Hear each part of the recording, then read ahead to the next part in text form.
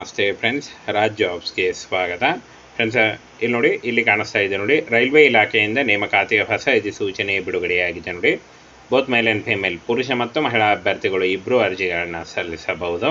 ಹಾಗೇನ friends, application date of application ನೋಡಿ, opening ಅಂದರೆ start ಆಗೋದು 9/3/2024 ಅರ್ಜಿ ಸಲ್ಲಿಕೆ ಶುರುವಾದರೆ 8 ಏಪ್ರಿಲ್ 2024 ಅರ್ಜಿ ಸಲ್ಲಿಸಲು ಕೊನೆಯ ದಿನಾಂಕ ಆಗಿರುತ್ತೆ ನೋಡಿ. ಇನ್ನು ಸಿಗ್ನಲ್ ಆಪರೇಟರ್ ಉದ್ಯೋಗಗಳಿಗೆ ನೇಮಕಾತಿ ನಡೀತಾ ಇದೆ ನೋಡಿ.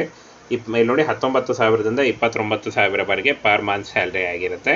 18ರಿಂದ 36 ವರ್ಷದ ಒಳಗಿನವರು ಅರ್ಜಿಗಳನ್ನು ಸಲ್ಲಿಸಬಹುದಾಗಿರುತ್ತೆ ಫ್ರೆಂಡ್ಸ್. ಇನ್ನು ಇಲ್ಲಿ ನೋಡಿ 9,144 ಹುದ್ದೆಗಳಿಗೆ ಹೊಸ ಅಧಿಸೂಚನೆ ಬಿಡುಗಡೆಯಾಗಿದೆ ನೋಡಿ.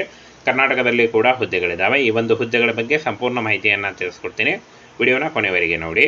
ರೈಲ್ವೆ ನೇಮಕಾತಿ ಮಂಡಳಿ RRB ಇಂದ ನೇಮಕಾತಿ ನಡೀತಾ ಇದೆ. ಇಲ್ಲಿ ನೋಡಿ ಟೆಕ್ನಿಷಿಯನ್ ತಂತ್ರಜ್ಞ, ಇಲ್ಲಿ ನೋಡಿ ರೈಲ್ವೆ ಅಂದರೆ ಸಿಗ್ನಲ್ ಆಪರೇಟರ್ ಉದ್ಯೋಗಗಳಿಗೆ ನೇಮಕಾತಿ ನಡೀತಾ ಇದೆ. 9,144 ಹುದ್ದೆಗಳು, 19,000ದಿಂದ 29,000ವರೆಗೆ ಪರ್ ಮಂತ್ ಸ್ಯಾಲ್ರಿ ಆಗಿರುತ್ತೆ.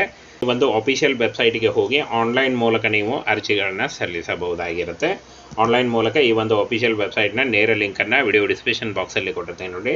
ಅಲ್ಲಿ ಹೋಗಿ ನೀವು ಡೈರೆಕ್ಟಾಗಿ ಅರ್ಜಿಗಳನ್ನು ಸಲ್ಲಿಸಬಹುದು. ಪ್ರೆಷರ್ ಇದ್ದರೂ ಕೂಡ ಅರ್ಜಿಗಳನ್ನು ಸಲ್ಲಿಸಿ.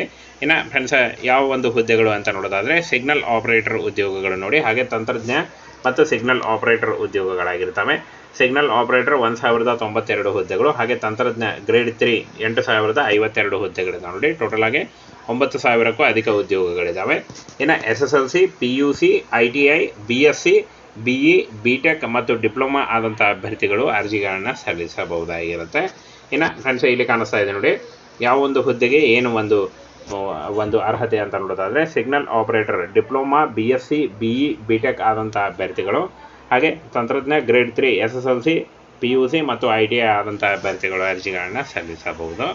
ಇನ್ನು ಇಲ್ಲಿ ನೋಡಿ ವಯೋಮಿತಿಯನ್ನು ನೋಡೋದಾದರೆ 18ರಿಂದ 36 ವರ್ಷದ ಒಳಗಿನವರು ಅರ್ಜಿಗಳನ್ನು ಸಲ್ಲಿಸಬಹುದು. ಇನ್ನು ಫ್ರೆಂಡ್ಸ್, ತಂತ್ರಜ್ಞ ಸಿಗ್ನಲ್ ಆಪರೇಟರ್ಗೆ 18ರಿಂದ 36 ವರ್ಷ, ಹಾಗೆ ಇಲ್ಲಿ ನೋಡಿ ಟೆಕ್ನಿಷಿಯನ್ಗೆ 18ರಿಂದ 33 ವರ್ಷದ ಒಳಗಿನವರು ಅರ್ಜಿಗಳನ್ನು ಸಲ್ಲಿಸಬಹುದು. OBC ಅಭ್ಯರ್ಥಿಗಳಿಗೆ 3 ವರ್ಷ ಮತ್ತು ಫ್ರೆಂಡ್ಸ್ SC/ST ಅಭ್ಯರ್ಥಿಗಳಿಗೆ 5 ವರ್ಷಗಳ ವಯೋಮಿತಿ ಸಡಿಲಿಕೆ ಕೂಡ ಇರುತ್ತೆ. ಇನ್ನು ಸಿಗ್ನಲ್ ಆಪರೇಟರ್ 29,000 ಇದ್ದರೆ ತಂತ್ರಜ್ಞ 19,000 ಪರ್ ಮಂತ್ ಸ್ಯಾಲ್ರಿ ಆಗಿರುತ್ತೆ. ಇದು ಜಾಸ್ತಿ ಕೂಡ ಆಗ್ತಾ ಹೋಗುತ್ತೆ.